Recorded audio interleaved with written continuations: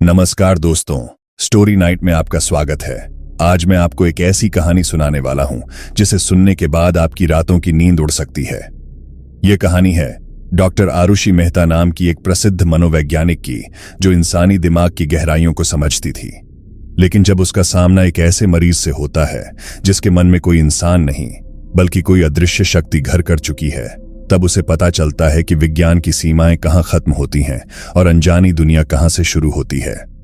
तैयार हो जाइए अपने डर का सामना करने के लिए, क्योंकि यह कहानी इतनी दिल दहला देने वाली है कि आपको अपनी परछाई से भी खौफ महसूस होगा।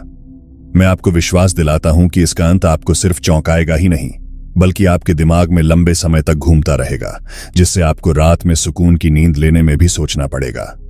तो अपनी सांसें थाम लीजिए, क्योंकि अदृश्य आयाम का दरवाजा खुलने वाला है। तो आइए कहानी शुरू करते हैं। यह बात आज से लगभग 10 साल पहले की है। डॉक्टर आरुषि मेहता अपने क्षेत्र की सबसे सम्मानित मनोवैज्ञानिकों में से एक थीं। उनके पास बड़े बड़े केस आते थे और उन्होंने अपनी बुद्धिमत्ता व अनुभव से कई उलझे हुए दिमागों को सुलझाया था।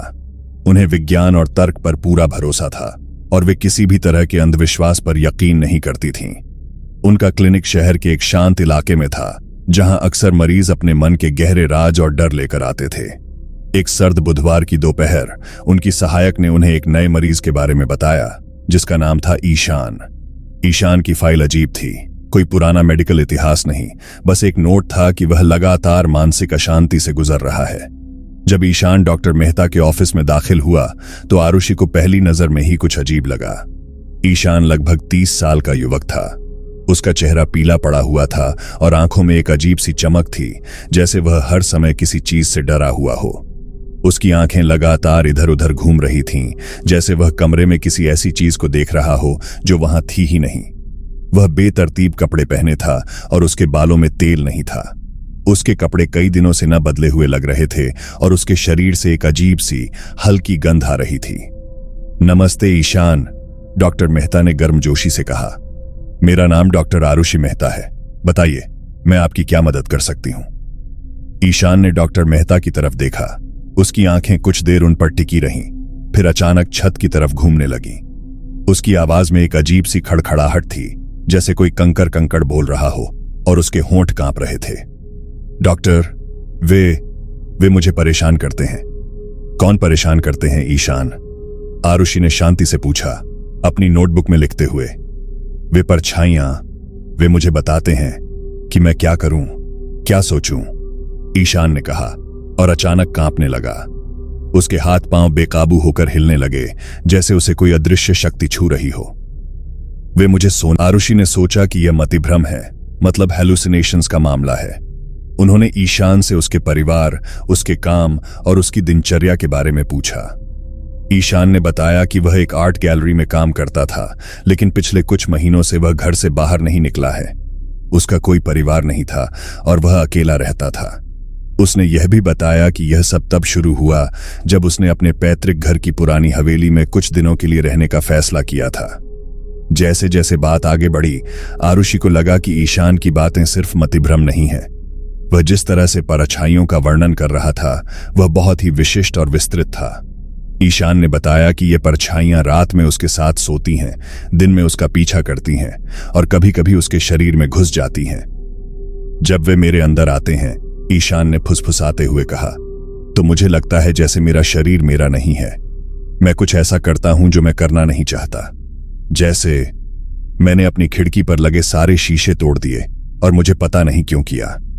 एक बार तो मैंने अपनी ही उंगली काटने की कोशिश की थी और मुझे उस पल कोई दर्द महसूस नहीं हुआ। आरुषि ने ईशान को दवाइयां दी और अगले हफ्ते दोबारा आने को कहा, लेकिन ईशान की हालत बिगड़ती जा रही थी। हर सत्र में वह और ज्यादा डरा हुआ और विचलित नजर आता। उसने बताया कि परछाइयों की आवाजें तेज हो गई थीं। वे उसे डराते थे, उसे मार डालने की धमकी देते थे अगर उसने उनकी बातें नहीं मानी। वह रात में सो नहीं पा रहा था और दिन में भी उसे लगातार बेचैनी और घबराहट महसूस होती थी। एक दिन ईशान ने अपने हाथ पर एक अजीब सा निशान दिखाया, एक पुराना जलने का निशान जो पहले सत्र में नहीं था।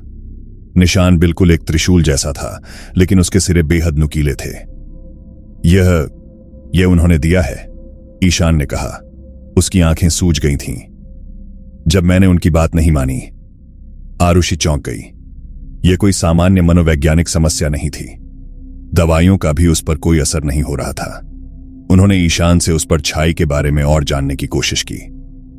वह क्या दिखती है? आरुषि ने पूछा। वह बहुत पतली है और लंबी। उसकी आंखें नहीं हैं, बस अंधेरे के गड्ढे हैं, ईशान ने कहा। उसकी आवाज में डर कांप रहा था। और जब वह मेरे अंदर आती है तो मुझे ठंड लगती है, बहुत ज्यादा ठंड, जैसे हड्डी तक जम जाए। और फिर मुझे ऐसा लगता है जैसे मैं किसी दलदल में डूब रहा हूं, जहां से मैं बाहर नहीं आ सकता। आरुषि ने ईशान की बातों को रिकॉर्ड किया और रात को बैठकर उन पर शोध करने लगी। उन्होंने ऐसी कोई मनोवैज्ञानिक बीमारी नहीं पड़ी थी जिसमें मरीज को शारीरिक नुकसान पहुंचता हो, या जिसमें किसी अदृश्य चीज की इतनी विशिष्ट और लगातार उपस्थिति महसूस होती हो। उनके ऑफिस में भी अजीबोगरीब घटनाएं होने लगी थीं। कभी कागज अपने आप उड़ने लगते, कभी ठंडी हवा का झोंका आता, और कभी उन्हें लगता जैसे कोई उनके पीछे खड़ा हो।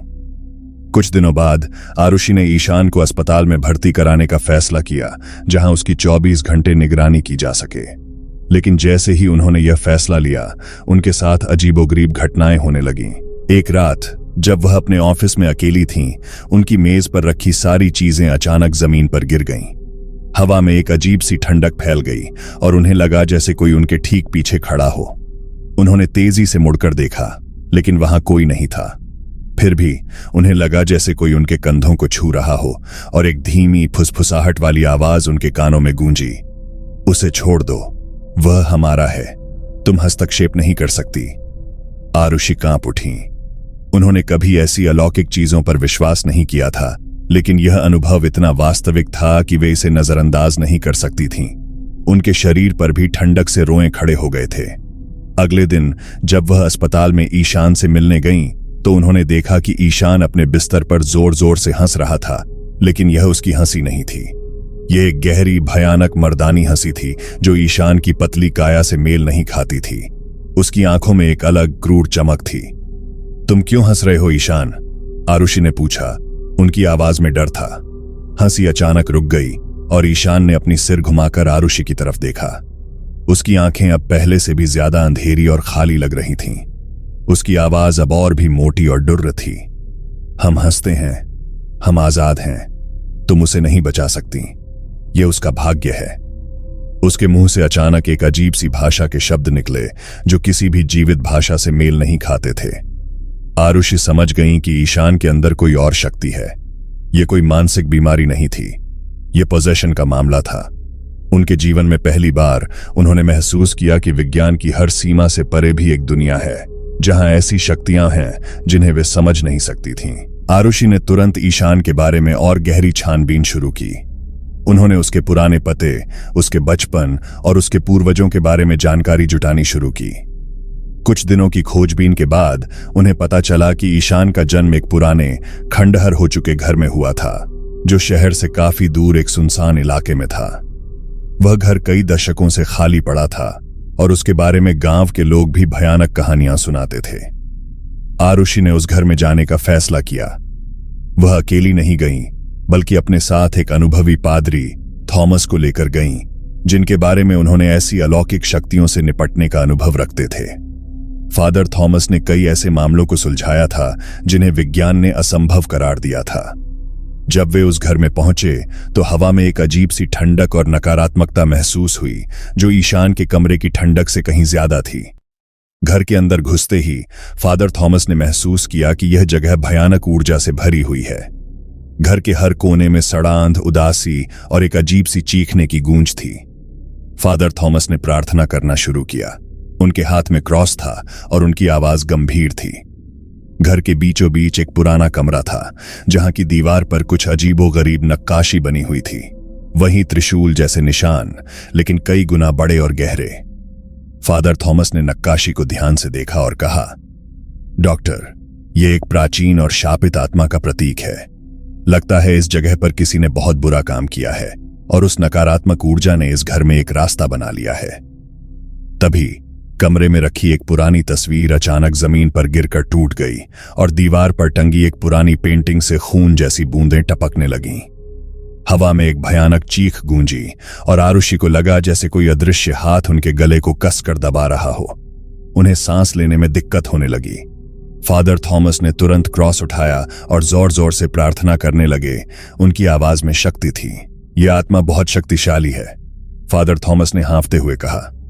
यह किसी को यहां से जाने नहीं देना चाहती। यह यहां अपना राज बनाए रखना चाहती है। आरुषि को समझ आ गया कि ईशान सिर्फ एक माध्यम था। असली बुराई इस घर में थी, जो सदियों से किसी को अपना शिकार बनाने का इंतजार कर रही थी। आरुषि और फादर थॉमस ने घर के आसपास के गांव के सबसे बुजुर्ग व्यक्ति बाबा केदारनाथ से मिलने का फैसला किया। बाबा केदारनाथ 90 साल के थे और उनकी याददाश्त अविश्वसनीय थी। जब आरुषि ने उन्हें ईशान के घर के बारे में बताया तो बाबा का चेहरा पीला पड़ गया और उनके हाथ कांपने लगे। वह घर, उसे कोई छूता नहीं, बाबा ने कांपती आवाज में कहा। वहां एक प्राचीन शाप है और एक अंधेरे का संरक्षक। बाबा ने उन्हें एक पुरानी भूली हुई कहानी सुनाई। सदियों पहले जिस जमीन पर वह घर बना था, वहां एक प्राचीन शक्तिशाली जनजाति रहती थी जो गुप्त अनुष्ठान करती थी। उस जनजाति का एक क्रूर और लालची सरदार था जिसका नाम काल भैरव था। काल भैरव ने शक्ति प्राप्त करने के लिए भयानक कृत्य किए। उसने अपने ही वंश के सबसे शुद्ध सदस्यों की बलि दी ताकि वह एक गुप्त शक्ति प्राप्त कर सके और मृत्यु पर नियंत्रण कर सके। लेकिन उस बलि से शक्ति नहीं, बल्कि एक अंधेरी, प्रतिशोध से भरी आत्मा पैदा हुई जिसे वे मायाविनी कहते थे। यह आत्मा इतनी शक्तिशाली थी कि उसने सरदार और उसके पूरे वंश को शापित कर दिया था। मायाविनी ने सरदार और उसके पूरे वंश को एक एक करके खत्म करना शुरू कर दिया, बाबा ने कहा। वह सिर्फ उनके शरीर ही नहीं, बल्कि उनकी आत्माओं को भी खा जाती थी। सरदार ने उसे एक पत्थर की मूर्ति में कैद करने की कोशिश की जो त्रिशूल के निशान वाली थी, लेकिन सफल नहीं हुआ। उल्टे मायाविनी ने उस मूर्ति को अपनी शक्ति का स्रोत बना लिया और उसे अंधेरे का संरक्षक बना दिया। यह अंधेरे का संरक्षक उस घर की नींव में बस गया था। जब भी कोई उस वंश का आखिरी वंशज उस घर में पैदा होता है, मायाविनी उस संरक्षक के जरिए उसे अपना शिकार बनाती है ताकि वह हमेशा के लिए मुक्त हो सके और पूरी दुनिया में अपनी शक्ति फैला सके। ईशान उस शापित वंश का आखिरी वंशज था। वह आत्मा ईशान के अंदर प्रवेश कर रही थी ताकि वह अपने श्राप को पूरा कर सके और अपनी पूर्ण शक्ति प्राप्त कर सके और अंधेरे के संरक्षक को भी आजाद कर सके। आरुषि और फादर थॉमस ने अब तक का सबसे मुश्किल फैसला लिया। उन्हें उस प्राचीन आत्मा मायाविनी को ईशान के शरीर से निकालना था और फिर उसे और अंधेरे के संरक्षक को हमेशा के लिए उस घर से बांधना था ताकि वह फिर कभी किसी को परेशान न कर सके। यह सिर्फ एक्सोर्सिज्म नहीं था, यह एक प्राचीन श्राप को तोड़ने और दुनिया को एक भयानक शक्ति से बचाने की लड़ाई थी। अगली रात फादर थॉमस, आरुषि और कुछ साहसी लोगों के साथ उस घर में वापस गए। इस बार उनके पास बाबा केदारनाथ द्वारा दिए गए प्राचीन धर्म ग्रंथों से मिली जानकारी भी थी। फादर थॉमस ने घर के बीचों बीच अनुष्ठान शुरू किया। उन्होंने पवित्र जल छिड़का, बाइबल से मंत्र पढ़े और क्रॉस दिखाया, साथ ही प्राचीन मंत्रों का भी जाप किया। आरुषि ने ईशान की तस्वीर को अपने पास रखा और उसके परिवार की पुरानी जानकारी के आधार पर उसके वंश की शांति के लिए प्रार्थना की। जैसे जैसे अनुष्ठान आगे बढ़ा, घर के अंदर एक भयानक तूफान सा आ गया। चीजें हवा में उड़ने लगीं, खिड़कियां टूटकर बिखर गईं और एक भयानक अमानवीय चीख पूरे घर में गूंज उठी। आरुषि ने देखा कि दीवारों पर बने त्रिशूल के निशान और भी गहरे होते जा रहे थे, जैसे वे जीवित हों, और एक ठंडी अंधेरी पर छाई पूरे घर में घूम रही थी जो धीरे धीरे आकार ले रही थी। एक भयानक पतली आकृति जिसकी आंखें नहीं थीं, सिर्फ अंधेरे के गड्ढे थे। यह मायाविनी थी। आरुषि को लगा जैसे कोई अदृश्य हाथ उनके गले को कसकर दबा रहा हो और उन्हें सांस लेने में दिक्कत होने लगी। उन्हें लगा जैसे उनकी रूह उनके शरीर से खींची जा रही हो, लेकिन उन्होंने हिम्मत नहीं हारी। उन्होंने ईशान के नाम और उसकी आत्मा की शांति के लिए प्रार्थना की और फादर थॉमस के साथ मिलकर उस प्राचीन श्राप को तोड़ने पर ध्यान केंद्रित किया। फादर थॉमस ने अपनी पूरी शक्ति और विश्वास के साथ अनुष्ठान किया। उनकी आवाज मंत्रों के साथ थरथरा रही थी और उनके माथे पर पसीने की बूंदें थीं। अनुष्ठान अपनी चरम सीमा पर पहुंच गया। मायाविनी की आकृति और भी विशालकाय होती गई और घर की हर चीज को नष्ट करने की कोशिश कर रही थी। पूरा घर हिलने लगा जैसे कोई भूकंप आ गया हो और दीवारों में दरारें पड़ने लगीं। हवा में एक भयानक ऊर्जा घूम रही थी जो चीख रही थी, गुर्रा रही थी। फिर एक ऐसी भयानक चीख निकली जो किसी ने कभी नहीं सुनी थी। यह चीख इतनी तेज और दर्दनाक थी कि आरुषि के कानों से खून आने लगा और वे बेहोश होने वाली थीं।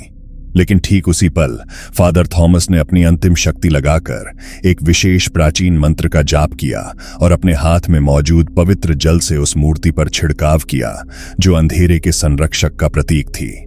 एक तेज नीली रोशनी निकली और मायाविनी की विशाल आकृति एक दर्दनाक चीख के साथ सिकुड़ने लगी, जैसे उसे कोई अदृश्य शक्ति खींच रही हो। वह मूर्ति के भीतर खींची जा रही थी और उसके साथ ही वह भयानक ऊर्जा भी जो सदियों से उस घर में बसी थी। और फिर अचानक शांति छा गई। हवा में जो ठंडक थी वह गायब हो गई और अजीब सी दुर्गंध भी दूर हो गई। दीवारों पर बने निशान भी पूरी तरह से धुंधले पड़ गए, जैसे वे कभी थे ही नहीं। वह मूर्ति अब निष्क्रिय हो चुकी थी, लेकिन उसकी सतह पर त्रिशूल के निशान अब और भी गहरे दिख रहे थे, जैसे वे मायाविनी की अंतिम चीख को कैद कर रहे हों। उस शापित आत्मा मायाविनी को आखिरकार उस घर से निकाल दिया गया था और उसे हमेशा के लिए उस अंधेरे के संरक्षक वाली मूर्ति में कैद कर दिया गया था। फादर थॉमस ने उस मूर्ति को घर के सबसे गहरे तहखाने में एक गुप्त कक्ष में एक पवित्र अनुष्ठान के साथ गाड़ दिया और उसके ऊपर भारी पत्थरों से एक सील लगा दी, ताकि वह आत्मा फिर कभी बाहर न आ सके और न ही किसी को नुकसान पहुंचा सके। अनुष्ठान के बाद आरुषि सीधे अस्पताल गई। ईशान अब शांति से सो रहा था। जब वह उठा तो उसकी आंखें अब खाली नहीं थीं और उसके चेहरे पर वह खौफ नहीं था। वह अभी भी कमजोर था, लेकिन अब वह पूरी तरह से खुद में था। धीरे धीरे उसने अपनी जिंदगी दोबारा शुरू की। उसे उस रात की कोई बात याद नहीं रही, जैसे वह कभी हुआ ही न हो। उसने अपनी आर्ट गैलरी का काम फिर से शुरू किया और एक सामान्य जीवन जीने लगा।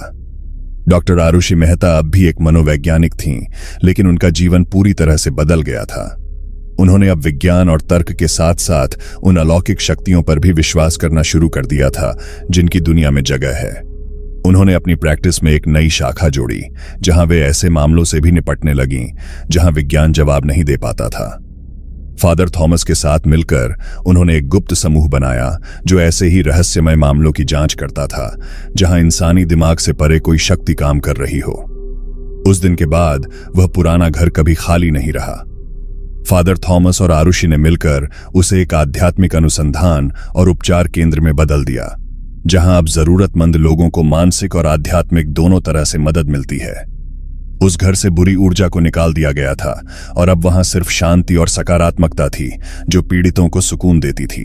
और डॉक्टर आरुषि, उन्होंने अपनी कहानी किसी को नहीं सुनाई सिवाय फादर थॉमस और उनके गुप्त समूह के सदस्यों के। उन्हें पता था कि कुछ सच इतने गहरे और डरावने होते हैं कि उन्हें सिर्फ महसूस किया जा सकता है, बताया नहीं जा सकता। लेकिन उस रात का अनुभव उन्हें हमेशा याद रहा, उस सच्ची और डरावनी दास्तान के रूप में, जब एक वैज्ञानिक का सामना उस अदृश्य साये से हुआ जिसने उसके विश्वास की नींव हिला दी थी और उसे एक ऐसी दुनिया से रूबरू कराया जो उसने कभी सोची भी नहीं थी। और यह कहानी, मेरे दोस्तों, आपको यह याद दिलाती है कि हमारे आसपास का हर अंधेरा सिर्फ अंधेरा नहीं होता, बल्कि उसमें कोई अनजाना प्राचीन सच भी छिपा हो सकता है। क्या आप तैयार हैं अपने आसपास के उन अनजाने सच्चाइयों का सामना करने के लिए जो शायद अभी भी आपकी परछाई में छिपी हों? तो दोस्तों, स्टोरी नाइट पर आज रात की यह दिल दहला देने वाली दास्तान यहीं खत्म होती है। डॉक्टर आरुषि मेहता ने शायद विज्ञान और अंधविश्वास के बीच एक पुल बना दिया हो, लेकिन क्या सचमुच मायाविनी और अंधेरे का संरक्षक हमेशा के लिए शांत हो गए हैं, या वे किसी और वंशज, किसी और बेखबर आत्मा का इंतजार कर रहे होंगे? यह सोचकर आपको अपनी परछाई से भी खौफ महसूस होगा जब आप रात को अकेले हों। दोस्तों, अगर इस कहानी ने आपके रोंगटे खड़े कर दिए और आपको सोचने पर मजबूर कर दिया, तो हमें कमेंट्स में जरूर बताइए कि इसने आपको कितना डराया। आपके विचार हमारे लिए बहुत मायने रखते हैं। और हां, अगर आप ऐसी ही खौफनाक और सच्ची लगने वाली कहानियों का अनुभव करना चाहते हैं तो स्टोरी नाइट को सब्सक्राइब करना न भूलें और बेल आइकॉन भी दबा दें ताकि कोई भी डरावनी रात मिस न हो। हम मिलेंगे अगली रात एक और अनसुने और खौफनाक अनुभव के साथ। तब तक अपने दरवाजे बंद रखना और हमेशा याद रखना, कुछ चीजें सिर्फ कहानियों में नहीं होती। और अपना ख्याल रखें। अलविदा।